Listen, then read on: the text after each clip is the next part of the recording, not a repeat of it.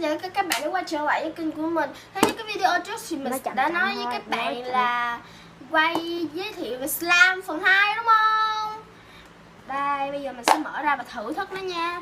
Cái hũ này mình mới vừa mua xong luôn á. Đây. Cái độ clicky của nó thì cũng kinh, siêu kinh. Độ dẻo của nó thì chỉ vừa tầm thôi. Nó cũng giòn nữa các bạn. Đây nó có những cái hạt kim tuyến ngôi sao nè. Đó. Có những hạt kim tuyến li ti nữa. Đây mình lấy từ trong cái này nè các bạn. Đây nha. Cái này là ở nhà sách hoặc là văn phòng phẩm hoặc là mấy cái chỗ mà bán sách vở nó sẽ có bán cho các bạn. Đây còn thêm cái nó hơi bị dính tóc rồi, mình sẽ lấy cái sợi tóc đó ra. Đây. Còn nếu như các bạn muốn hỏi vì sao á mà nó được cái màu trắng đục này đúng không?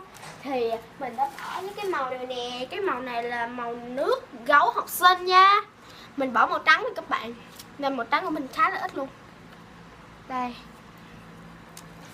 Đấy là hôm nay mình quay chung với một người bạn. Nhưng mà người bạn đó đang cầm video để quay rồi. Nên mình chỉ quay một mình thôi. Trước giờ mình đã ra gần 50 mấy video. Nhưng mà video nào á cũng toàn là một mình à. Với lại có mấy video của mình với cháu mình đúng không? Nếu mà các bạn hơi bị bậy rồi đúng không các bạn? Đây bây giờ mình sẽ cầm máy quay để đưa cho các bạn thưởng thức. Đây đó các bạn. Đây cực kỳ luôn. Đó nó đèn đó. Nó quay phim xong rồi. Giờ nó đèn nó chơi chọt xi luôn. Đây luôn.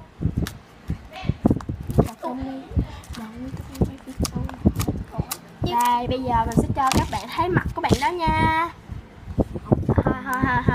Dạ nó không cho thấy mặt đâu.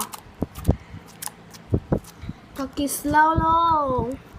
Đây. Rất là đẹp luôn các bạn.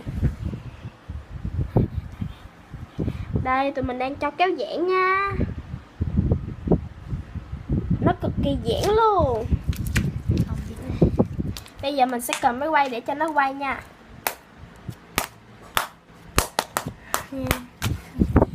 Đây các bạn. Đây. 2-3 phút kia. Đây. Nếu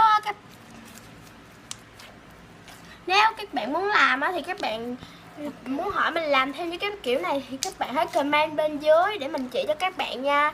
Cái này thì mình bỏ Ophiropi với lại màu nước rồi hồ. Mình bỏ những như là kem đánh răng, Playboy rồi thì dung dịch là Optitable. Đây Optitable mình bỏ hơi bị nhiều cho nên nó hơi bị cứng luôn các bạn. Cực kỳ luôn. Mấy phút rồi. Đâu? Đây cực kỳ luôn. Rồi, video của mình đến đây là kết thúc. Nếu bạn nào thích video của mình thì hãy cho mình một like, một share. Và đừng quên đăng ký kênh của mình và nhớ ấn vào cái chuông để nhận được tất cả video của thường ngày nha. Bye bye các bạn, Yến Nhi Channel. Tắt đi.